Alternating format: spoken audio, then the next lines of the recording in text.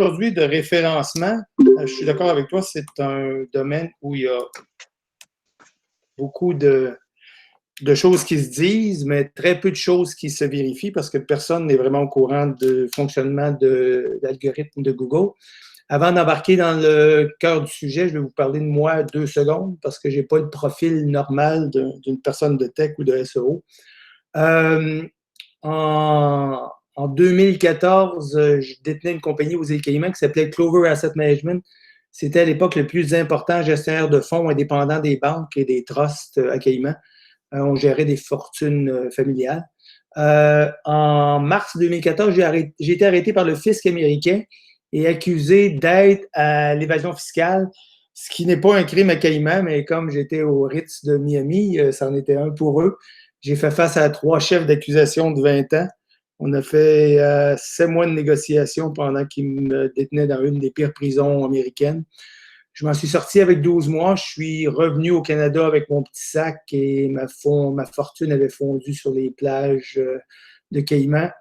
Je suis revenu avec pas grand-chose. J'avais écrit un livre lorsque j'étais en prison qui s'appelle « À l'ombre du soleil », qui m'a aidé à repartir. Le livre est devenu un best-seller. On en a vendu pas loin de 8000 copies au Québec. Ceux qui seraient intéressés d'en avoir une copie, ça me fera plaisir de vous en fournir une gratuitement. C'est seulement qu'à m'envoyer un courriel. Et lorsque j'étais en prison aussi, avec ma fille Chloé, qui est un chef exécutif, on a eu l'idée, c'était le temps où Airbnb et Uber ne pouvaient rien faire de mal. Donc, on a eu l'idée de partir une entreprise qui serait comme un Airbnb de chef à domicile. Et c'est là que l'idée de Mium Mium est venue au monde. Cette longue histoire-là que je vous raconte très, très rapidement, c'est pour vous amener à Mium Mium. Mium Mium, lorsqu'on l'a parti, j'ai un copain qui a accepté de mettre de l'argent et de me supporter là-dedans. Mais on n'avait quand même pas d'énorme capital pour faire du Google Ads puis dépenser en marketing.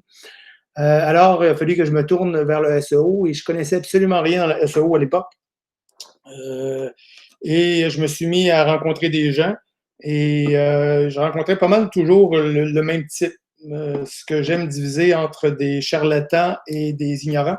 Je suis dur un peu, là, mais à chaque fois que je posais la question comment ça fonctionne le SEO, qu'est-ce qui fait que ça monte ou ça descend, jamais personne n'était capable de me répondre.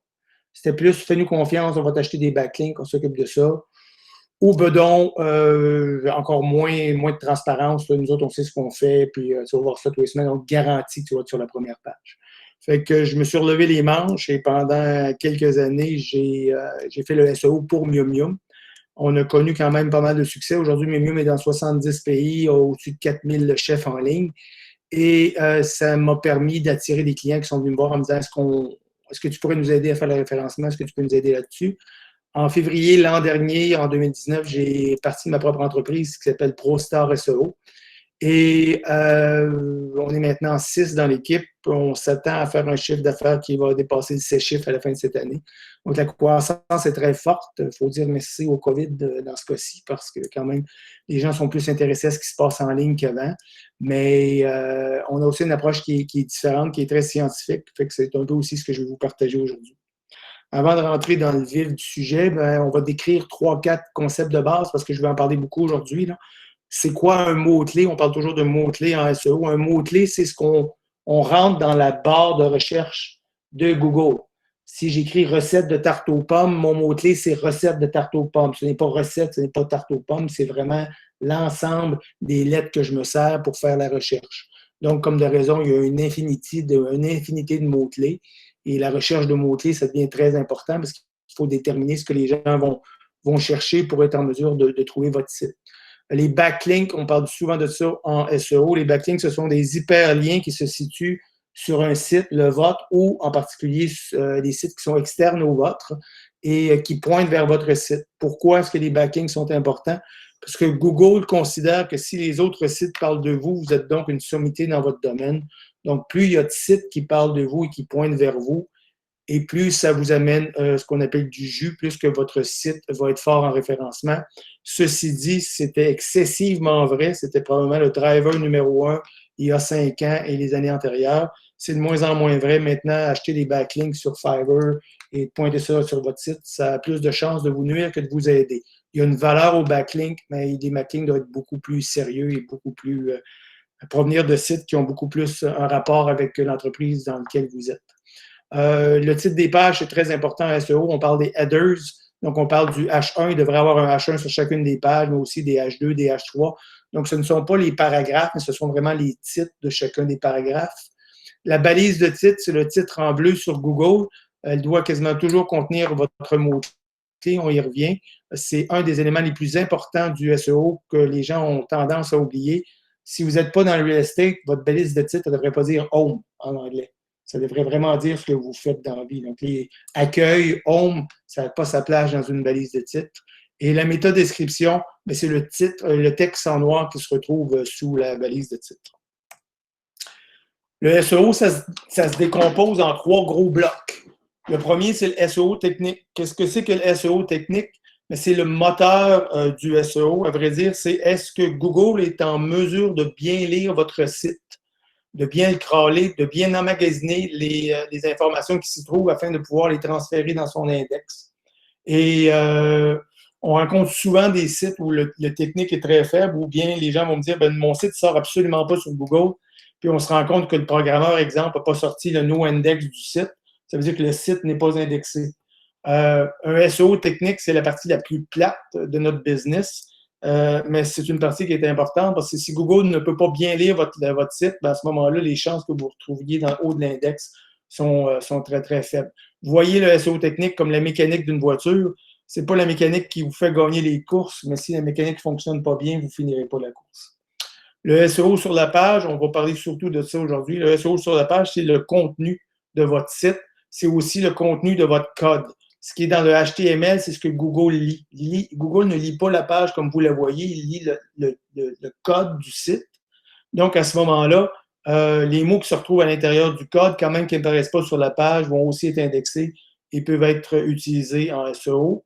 Et finalement, il y a le SEO hors page ou les backlinks, qui sont les sites, comme je disais tout à l'heure, qui pointent. Donc, ces 3 morceaux-là sont très distincts. Il faut travailler sur les 3, mais de plus en plus, c'est le SEO on-page, lorsque la technique fonctionne, qui permet au site de mieux se positionner. Tout ce que je vais vous avancer, vous montrer aujourd'hui, c'est basé sur des tests. Ce que j'aime pas du SEO, c'est que tout le monde a son opinion. Et tu écris un beau gros blog, tu passes pour une sommité, un gourou. Et à ce moment-là, tout ce que tu dis, c'est comme si c'était comme ça que ça fonctionnait. On ne sait pas à 100% comment l'algorithme fonctionne. La meilleure façon de le découvrir, c'est de le tester. C'est facile de dire qu'on teste. Après ça, il faut expliquer comment qu'on teste. Je vais vous donner un exemple simple d'un vrai test ici. Si vous voudriez savoir si j'ai un mot-clé et est-ce qu'il devrait être dans le H1, dans le titre principal de ma page, ou est-ce qu'il devrait être dans le H2, eh bien, ça se teste, ça. Nous, ce qu'on fait, c'est qu'on prend 5 pages à l'intérieur duquel on écrit du texte sans vrais mots.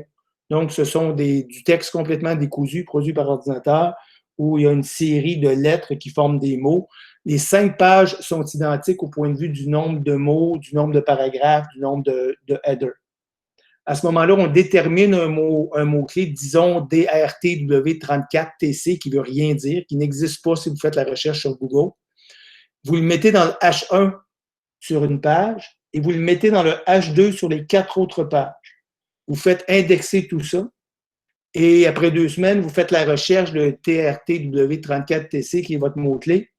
Et si on voit que la page A, où c'était dans le H1, cette page-là sort en premier, elle est suivie des 4 autres, on a déjà une très bonne indication que votre mot-clé devrait avant tout être dans le H1 avant de regarder s'il devrait être dans le H2. Mais il faut aussi faire la preuve par l'effet contraire. On prend les 5 mêmes pages, on prend celui où c'était dans le H1 et on le met dans le H2. Et on prend les 4 pages où le mot-clé était dans le H2 et on le met dans le H1. Et à ce moment-là, le résultat sur Google s'inverse complètement. Et celui où c'est maintenant seulement dans le H2, qui était notre premier tout à l'heure, se ramasse en 5e position. Maintenant, j'ai une quasi-certitude que d'avoir le mot-clé dans le H1, c'est plus important que de l'avoir dans le H2. Donc, tout ce que je vais vous avancer aujourd'hui, sans qu'on passe à travers l'ensemble des tests, c'est basé sur des tests comme ceux-là. Et ensuite, c'est basé sur notre pratique qui prouve que lorsqu'on fait ces choses-là, eh bien, ça fonctionne. Le premier mythe, c'est le mythe de croire que Google est tout puissant, que c'est un demi-dieu et qu'il lit et comprend tout ce que vous mettez sur votre page web. Comment qu'on a cassé ce mythe-là? Ben, un exemple que j'aime à donner, en 2018, il y a eu un concours de SEO. On fait ça des fois entre nous autres où c'est qu'on dit, OK, on prend un mot-clé X et c'est celui qui, à l'intérieur des 3 prochains mois, est capable d'avoir la page, une nouvelle page qui score le plus haut. Dans ce cas-ci, c'était aux États-Unis. Le mot-clé, c'était rhinoplastie, qui est une chirurgie du nez. Puis plano, ben, c'est le nom de la ville. Donc, rhinoplastie plano, c'était le mot-clé où il fallait essayer de scorer le plus haut possible. Il y avait un prix de 3 000 $. Je pense qu'il y a une centaine de personnes qui sont rentrées dans le concours. Après 3 mois, le prix a été donné. Il y a quelqu'un qui avait fini en haut, il avait acheté des backlinks, il avait tout fait ce qu'il fallait faire. Il y avait un site plus intéressant qui se situait en 3e position. Et 2 semaines après la fin du concours, ce site-là est tombé premier et est resté premier pendant 2 mois par la suite. Ce qui était intéressant de ce site-là, c'est que l'ensemble des paragraphes, l'ensemble des textes sur le site, c'était du lorem ipsum, le latin qu'on retrouve lorsqu'on achète un template de web ou un template de document. Ça n'avait aucun rapport avec rhinoplastie, c'était pas en anglais, et ça nous prouvait que Google ne lisait pas le texte de la page. Ce que Google s'intéressait, c'est de s'assurer que les termes importants qui ont rapport avec les rhinoplasties plateau étaient présents dans les haches, que la page était structurée de la façon qu'il voulait, qu'elle avait le bon nombre de mots-clés. Et à ce moment-là, la page s'est trouvée première. Il y avait tellement de vérité dans cette page-là qu'il y a un gros article qui s'est écrit sur le site le plus populaire de SEO aux États-Unis.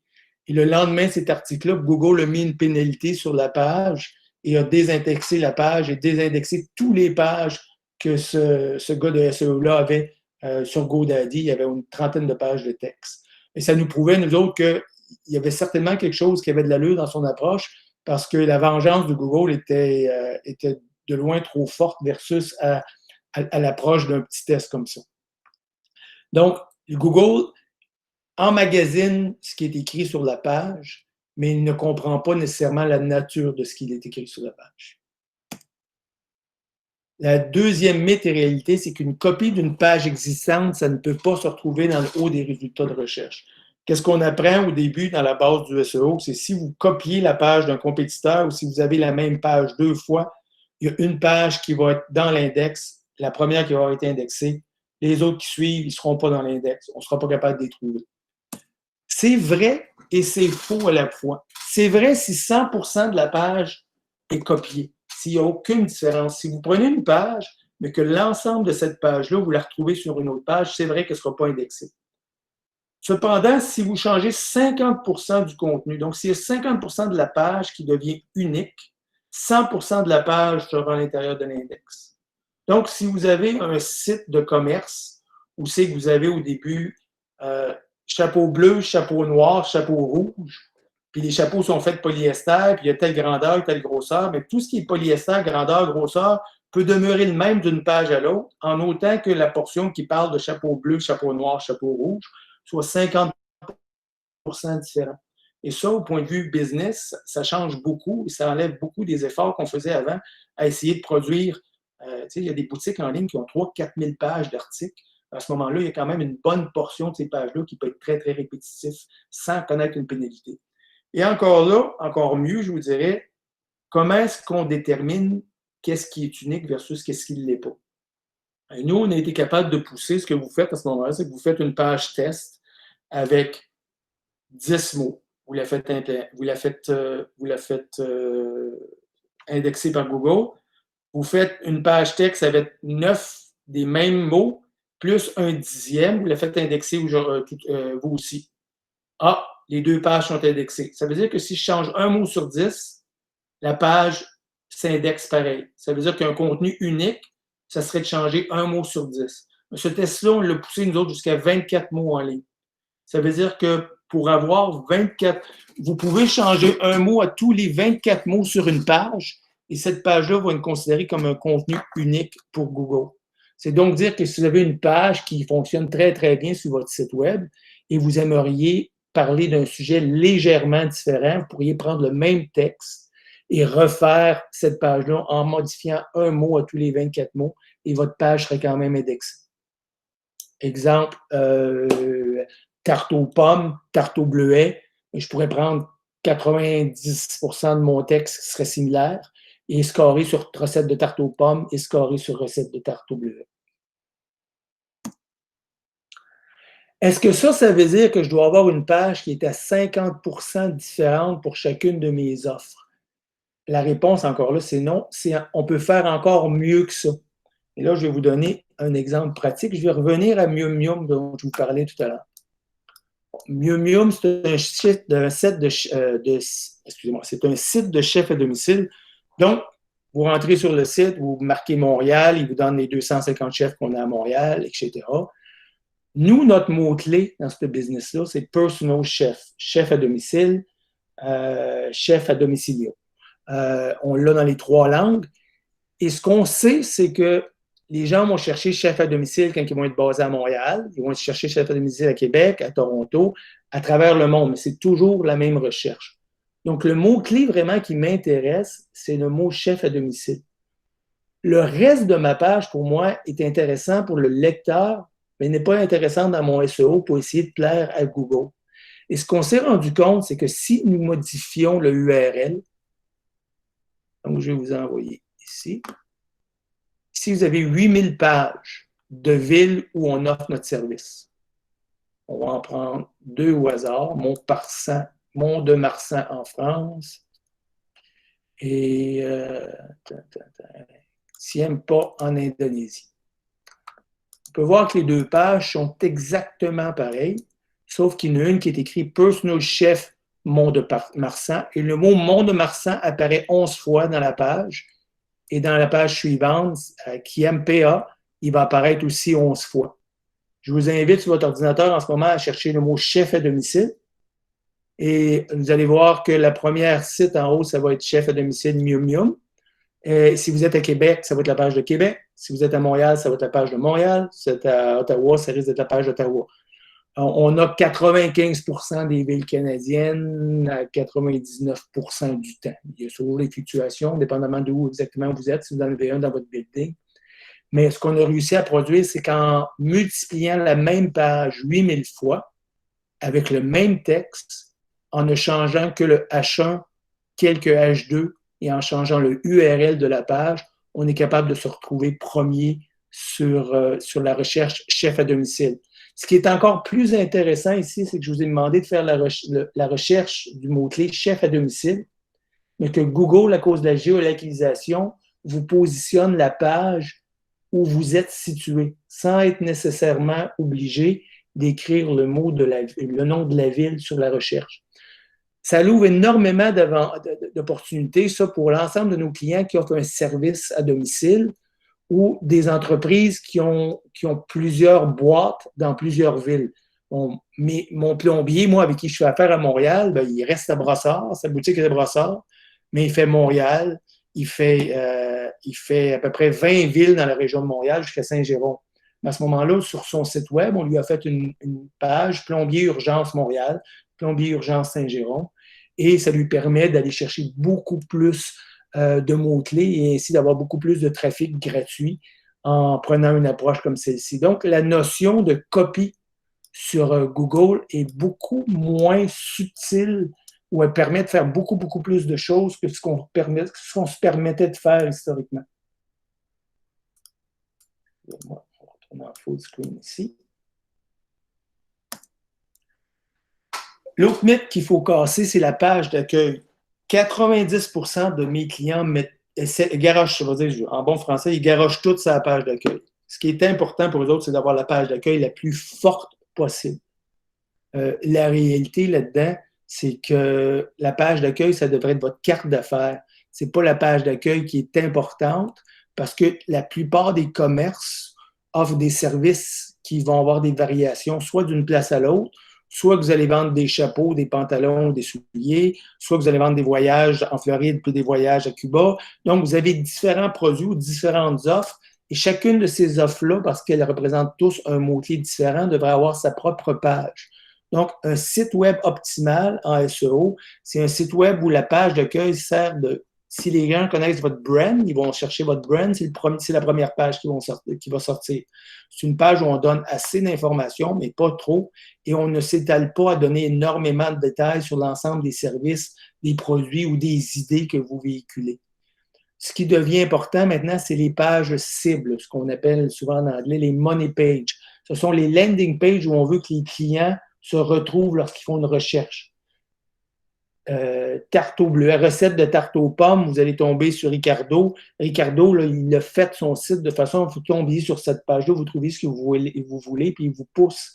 Vous ne tombez pas sur la page de Ricardo, puis après ça, vous faites une recherche de recettes de tarte aux pommes. Moi, mon cas, à moi, le site que je vous montrais tout tantôt, les pages qui sont importantes, ce sont les pages de chef à domicile. Donc, j'ai une page d'accueil, mais des pages de chef à domicile, j'en ai au-dessus de 8000. Chaque site qui offre un service ou un produit devrait avoir une page cible pour l'ensemble de ses produits. Et ces pages cibles-là devraient être supportées par vos blogs.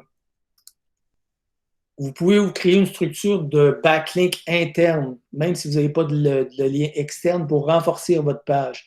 C'est-à-dire que votre page de chapeau en paille bleue devrait être supportée par un blog qui pourquoi jeteriez-vous un chapeau en paille bleue? De quoi sont faits les chapeaux en paille bleue? Quels sont les plus beaux chapeaux en paille bleue sur le marché?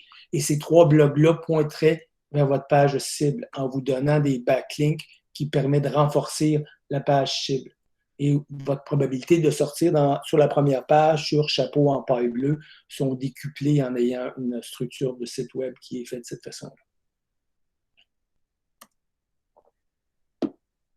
Finalement, comme personne ne connaît l'algorithme en dehors de Google, on peut pas avoir une approche scientifique. La raison pourquoi il y a tant de gens qui sont charlatans dans ce qu'ils font, et la justification, c'est qu'il n'y a personne qui sait comment ça marche. Ça ne veut pas dire qu'on ne peut pas avoir une approche qui est plus scientifique, qui est beaucoup plus structurée. C'est pas parce qu'on sait nécessairement que comment une maladie se développe et nuit au corps humain qu'on n'est pas capable de développer des drogues qui vont nous permettre de contrer cette maladie-là. Mais dans le SEO, on est capable de voir les points du SEO qui nous permettent de scorer plus fort. Et à ce moment-là, on peut mesurer ces points-là et on peut aussi être en mesure de créer des pages qui sont plus fortes. La façon la plus simple de le faire, c'est de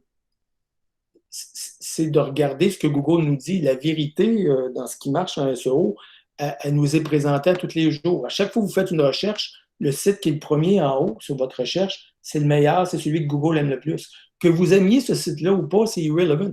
C'est ce qui est décrit sur ce site-là qui est le site que Google préfère. Donc, à ce moment-là, vous devriez vous inspirer de ce site-là et de ceux qui sont juste en dessous pour être en mesure de créer votre page la plus forte. Je rencontre énormément de sites où les gens essaient d'être très différents et de faire des affaires qui sont le fun au point de vue visuel puis au point de vue texte. Il faut savoir qu'on parle à un robot ici. Et si vous voulez vous partir à un restaurant de poutine à Montréal, si vous appelez ça le produit du travail du maraîcher marié avec le fruit de la vache, au lieu d'appeler ça la meilleure poutine, ben, vous n'irez pas loin avec ça parce que l'ordinateur, le robot ne sera pas capable de comprendre. C'est très poétique, mais ça ne marche pas. La réalité, c'est que la meilleure poutine à Montréal, c'est ça que les gens recherchent. Il y a 40 recherches par mois dans la région de Montréal pour la meilleure poutine à Montréal. Il y a des outils aujourd'hui, manuellement, vous pourriez faire la recherche avant d'écrire votre page, puis de créer votre site, puis aller voir c'est qui score le plus haut. Après ça, vous pourriez calculer il y a combien de fois son mot-clé sur la page, à quel endroit est son mot-clé, combien il y a de mots sur sa page, quelles sont les variations de mots-clés qu'il a, et construire votre page en rapport à ça. Mais aujourd'hui, il y a des outils qui existent extraordinaires qui nous permettent de faire ça en pesant 3-4 boutons. On extrait les 10 meilleures pages francophones. Dans ce cas-ci, pour la meilleure poutine à Montréal, je dois l'avoir dans mon meta title, dans ma valise de titre. Je devrais l'avoir dans mon H1. Je n'ai pas besoin de l'avoir dans les autres. Dans les autres, j'ai besoin d'avoir ce qu'on appelle les variations du mot-clé. Donc, le mot poutine, le mot Montréal, le mot meilleur, avec un S, pas d'S, la meilleure. Et ça, encore là, on voit les variations et combien de fois on doit les retrouver. Et finalement, on a les LSI qui sont, même si je vous ai dit tout à l'heure que les textes n'est peut-être pas primordial sur un site, Google a tendance à comprendre un site en regardant la densité des mots-clés que les sites similaires qui parlent de la même chose ont sur leur site. Donc, si vous vendez des armoires de cuisine, vous devriez probablement parler de couleur, de teinture, de profondeur d'armoire, de porte, de tiroir. Et ce sont le genre de mots qu'on va retrouver sur les autres sites qui parlent d'armoire de cuisine. Et ces mots-là, dans le cas de la poutine, on les voit. C'est intéressant de voir que restaurant La Banquise sort comme un mot-clé. Puis la raison, ben, c'est très simple, c'est parce que dans Meilleure Poutine à Montréal, il y a beaucoup de blogs qui sortent et la plupart des blogs l'ont nommé sur leur page. Mais vous pouvez voir les mots qu'ils supportent. Donc, vous faites écrire ou vous écrivez vos textes en vous inspirant de ces mots-là et vous mettez toutes les chances de votre côté. Si vous voulez avoir un SEO performant, là, le point que je vais vous laisser pour aujourd'hui, c'est que ne visez qu'un mot-clé par page. Ne prenez pas le mot-clé et faites pas 12 pages avec. Vous êtes mieux d'avoir une page très performante que d'en avoir 5, 6. Donc, c'est un mot-clé par page. Évitez ce qu'on appelle la cannibalisation, c'est-à-dire d'avoir une position numéro 8, une position numéro 12, une position numéro 23 sur le même mot-clé, au lieu d'avoir une page où vous seriez en position 1, 2 ou 3. Mettez votre mot-clé dans l'URL lorsque c'est possible. C'est toujours possible, sauf pour la page d'accueil, je vous dirais. Mettez le mot-clé dans la balise du titre tout le temps. Et mettez le mot-clé dans votre H1 et souvent dans le H2. Si vous faites ça, vous allez déjà avoir une page qui va être plus performante que 80% des pages sur le marché. Pour le reste, inspirez-vous des pages qui scorent le mieux, puis vous allez faire mieux que 95% du monde. Je suis prêt pour les questions. Parfait. Merci beaucoup. Merci. Très belle présentation. Première question de Peter, un collègue à la ville. Il dit lui aussi de très bonne présentation avec des exemples concrets. Puis ça revient à ce qu'on disait un peu sur le monde du SEO. C'est le fun quand on a du concret et des exemples appuyés. Il dit, oui, on constate ce comportement de moteur de Google, mais comment faire pour le suivre car l'algorithme est évolutif? Ça revient peut-être à ta démonstration du début, là. Oui, d'ailleurs, je vous parlais d'un test de 2018. Qu'est-ce qui me dit, on pourrait virer la question en disant, qu'est-ce qui me dit que le test que tu me présentes est encore relevant aujourd'hui? Des façons simples, c'est d'être membre de... Il y a des groupes qui sont gratuits aussi, qu'il y a des tests qui sont faits régulièrement. Il y a SEO Lab qui a au-dessus de 60 000 SEO. Il y a bien de la scrap, mais il y a quand même des perles des fois qui sortent. Le meilleur groupe, le nom est un peu quétaine, là, mais c'est Marketing Online Gold ou je vous le trouverai. C'est le groupe qui fait l'outil POP. Kyle Roof est en arrière de ça. Ce groupe-là est très sérieux. Ils font des tests sans arrêt, puis ils remettent leurs tests à jour régulièrement. Donc, moi, je fais partie du groupe payant. Ça me permet d'avoir accès à des tests, puis les tests sont remis à jour pour s'assurer que l'algorithme ne passe pas au côté. Une autre façon aussi, dans notre cas, nous autres, moi, j'ai une quarantaine de clients. Je suis capable de voir, je peux vous dire que le dernier algorithme, à cause de l'effet sur mes portefeuilles, le dernier algorithme a pénalisé les backlinks qui n'avaient pas rapport au site. Donc, au mois de mai, il y a eu quand même un algorithme important qui a été mis en place. On s'est rendu compte que les hyperliens de sites externes qui venaient d'Inde ou qui venaient d'un peu partout ont été retirés du calcul de force d'un site et les sites qui avaient ça. Moi, j'en avais un que j'avais reçu le site, mais qui en restait pas mal, que je n'avais pas enlevé. Et ce site-là a planté, puis mes autres sites ont monté parce que quand tu plantes, il y a toujours quelqu'un qui prend ta place. Là, donc, les variations jouent beaucoup. Mais il faut rester connecté sur ce qui se passe, puis il faut tester régulièrement. Seconde question je veux dire juste le prénom, Bakary. Je n'oserais pas me prononcer sur ton nom de famille. Est-ce que le SEO cible uniquement Google comme search engine? Ou est-ce que la configuration technique permet-elle d'adresser plusieurs search engines? La base est souvent la même parce que les autres search engines s'inspirent beaucoup de ce que Google fait. Mais Bing est quand même différent. Ils sont moins complexes et moins difficiles à suivre, ces autres outils-là. Cependant, le problème, je vous dirais, c'est lorsque vous utilisez des outils de mesure pour voir où vos sites en sont, tels SEMrush, que j'aime beaucoup, ou Ahrefs, ces outils-là ne vous rapportent vos positions que sur Google. Donc, c'est très difficile d'avoir un outil où vous pouvez être capable de voir facilement les variations, ce que vous avez monté ou descendu aujourd'hui pour vos mots-clés sur les autres outils de recherche. Donc, on en est où? On en est où dans les parts de marché là, pour les engins de recherche en ce jour? À ce jour?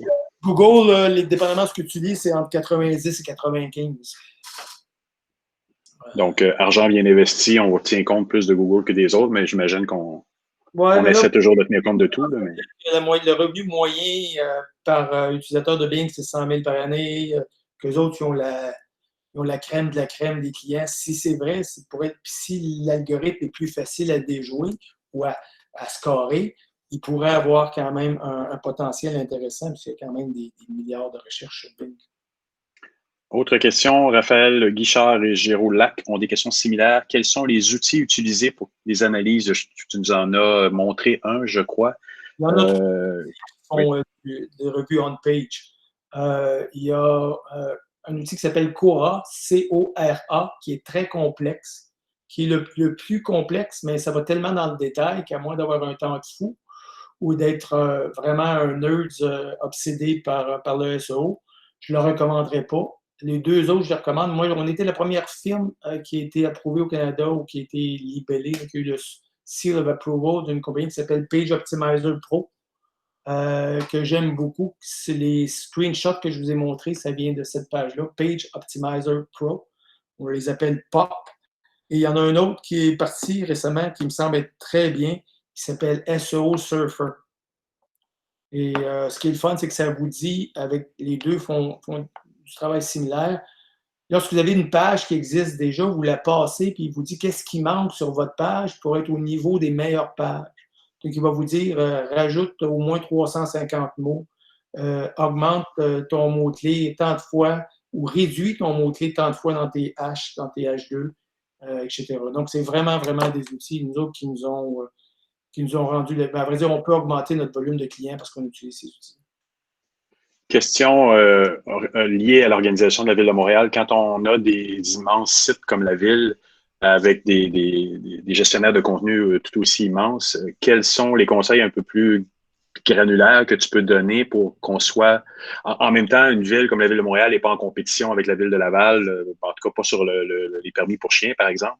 Donc, comment tu suggères que notre indexation soit la plus honnête possible, justement parce que, par exemple, je suis un citoyen, je cherche permis pour chien, puis je veux avoir la page précise de cette démarche-là sur cette recherche-là. Il faut redescendre au niveau de l'utilisateur. J'appellerais ça du UX verbal. Je vais vous donner un exemple chez les dentistes. Les dentistes sont tous en amour avec le terme implantologie. Pour une recherche d'implantologie, il y a 100 recherches d'implants dentaires. Quand même que le terme réel, c'est implantologie, la page devrait s'appeler implant dentaire. Donc, pour vous autres, si c'est médaille à chien ou permis de chien, il faut trouver ce que l'utilisateur recherche avant tout, puis votre page devrait tourner autour de ça. Ça va éviter, parce que vous allez avoir énormément de force de SEO, parce que vous êtes montréal.ca, c'est un domaine qui est reconnu, mais ça va éviter qu'il y ait un petit Wise qui va se positionner en haut de vous autres, en essayant de pédaler quelque chose, parce que lui, il va avoir compris qu'il utilise les termes que les gens cherchent. Ce qui, dans les grosses organisations, on essaie d'être beaucoup plus proper au point de vue de la qualité des termes qu'on utilise, mais qui, à l'occasion, vont nuire à votre SEO. Mira, tu as une question? Tu peux activer ton micro si tu veux la faire verbale. Oui. Bonjour, je m'occupe de création de contenu dans montréal.ca. Il y a des villes aux États-Unis, en particulier New York, qui créent du contenu, c'est du micro-contenu qu'ils créent uniquement pour répondre à des questions que les gens pourraient poser dans Google. Donc, c'est des pages qu'on ne retrouve pas dans le site de la ville de New York si on navigue. Ça commence par « How do I ?» donc c'est « Comment est-ce que je peux obtenir un permis de ceci, faire cela ?» Et donc, ce sont des pages qui servent uniquement à donner la réponse à cette question. Donc, c'est vraiment des micro-contenus avec des liens vers les différentes pages pertinentes dans le site de la ville. Est-ce que vous trouvez que c'est une bonne pratique? Oui, oui. Vous pourriez aussi utiliser le schéma. Je ne sais pas si vous mettez du schéma sur vos pages.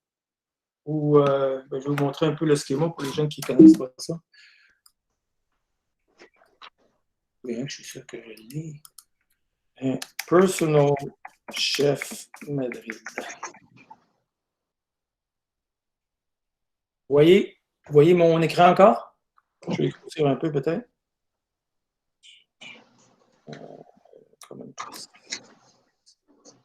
Vous voyez, à l'intérieur de cette page-ci, on a créé du code qui répond aux questions que les gens posent. Donc, dans vos pages de fac ou dans les pages de piscine, la piscine ferme à quelle heure, comment je vais à la piscine, X, Y, Z, vous pourriez avoir ce schéma-là où quand la personne vous trouve, il n'y a qu'à cliquer en dessous, les réponses sont là. Et l'avantage à un SEO d'avoir une approche avec du schéma, quand Google ramasse ce schéma, c'est que ça vous donne aussi, Google, il vous vend du real estate, hein, ça me donne beaucoup plus d'espace sur la page que le prochain qui me suit. À vrai dire, j'ai les 2 premières positions, celle-là, je suis assez fier, c'est pour ça que je l'ai pris. Puis mon plus gros compétiteur, il est à Madrid. Mira, c'est une question complémentaire. Attention, j'ai coupé ton micro. Il y avait comme du bruit. Est-ce qu'il y a quelqu'un d'autre qui a une question qui préfère la poser de façon verbale? Ne vous gênez pas, on a encore un petit peu de temps.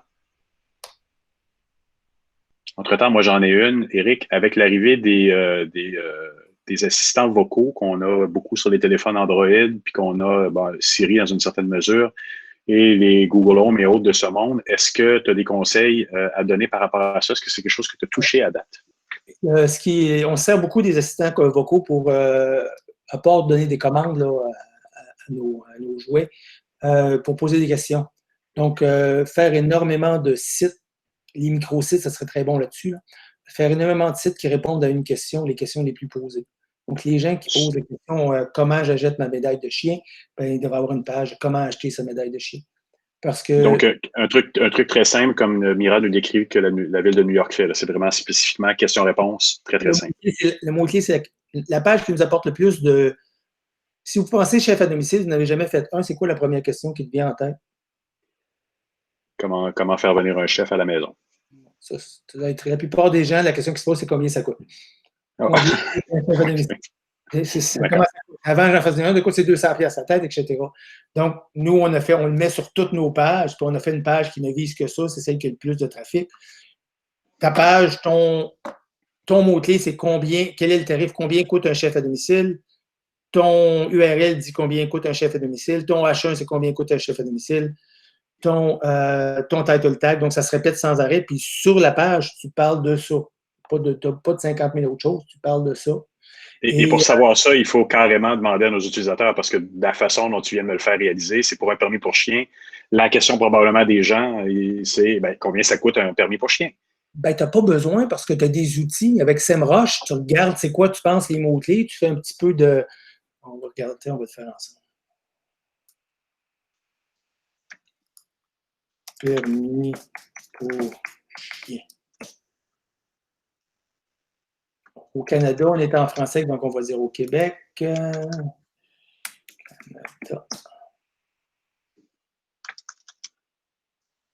Il y a un volume de 50 pour le mot permis pour chien. Ça veut dire quoi, un volume de 50? Pour permis pour chien dangereux, qui est surprenant, c'est un mot complètement différent. Global. Mais c'est quoi l'autre mot qu'on avait tantôt? Médaille?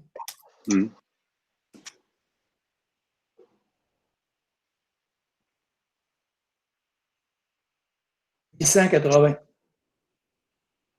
Donc, dès qu'on détecte qu'il y a un volume élevé, ça peut valoir la peine de faire une page très, très simple sous forme de questions. Ben là, il faut aller voir l'intention de Google. Si je fais la recherche médaille pour chien, qu'est-ce qui sort? C'est-tu des bebelles avec le nom du chien? Oui, c'est ça. Mondou, médaillon d'identification, Amazon, meilleure vente, médaille d'identification. Donc, ce n'est pas vraiment ce que vous offrez. Les autres, c'est des permis. Donc, probablement que permis, c'est mieux. Mais on se met à jouer un petit peu avec. On peut extraire les mots-clés qui sont les plus proches. Et on va quand même, en dedans de 5-10 minutes, de les trouver. C'est quoi le mot-clé qui est le plus important? Puis vous construisez votre page autour de ça. Mais je suis sûr que dans votre domaine, il y a des mots-clés qui sont évidents que le monde utilise. Que pour le service que vous offrez, ce n'est pas le terme que vous utilisez. On a souvent la dichotomie entre ce qu'on pense qui est le bon terme et celui que les gens utilisent. Oui. Dans l'ancien site, si je peux donner un exemple, dans l'ancien site de la ville, on parlait d'aires d'exercice canin pour parler des parcs à chiens. On parle de Farcagina. Mira, il n'y a jamais une langue de bois plus forte que ça. On a eu Puiseur à la place. On a failli avoir Puiseur, on ne l'a pas fait. Ça a été finalement Bouche d'égout, heureusement. Parce que Puiseur à Montréal, je pense que ça parle moins qu'une bouche d'égout. On a une autre question. Il y a un véhicule mobile pour les calèches aussi. Ah oui, quand même. Il y a une autre question de Raphaël Guichard. Est-ce que les pages français ou anglais doivent être séparées? Qu'en est-il des autres langues? Oui. Là, on parle de SEO international. Une façon facile de faire du SEO. Quand je parle je vais vous montrer, c'est le plus simple. Quand je parle de SEO international, il faut être capable d'indiquer à Google la langue et le pays qu'on vise.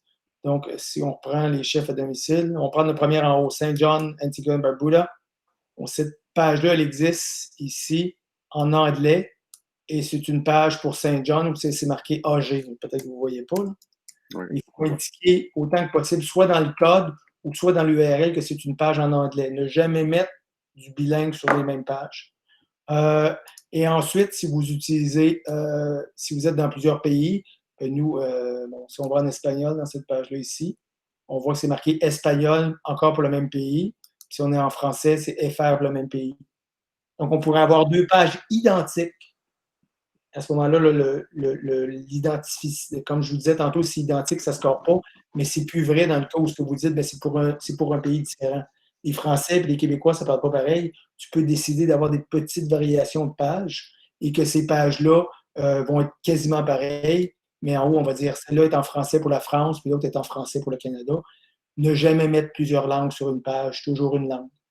Identifier autant que possible EN ou FR. Puis si vous avez des pages en ville de Montréal qui sont en espagnol ou dans d'autres langages, l'identifier dans l'URL.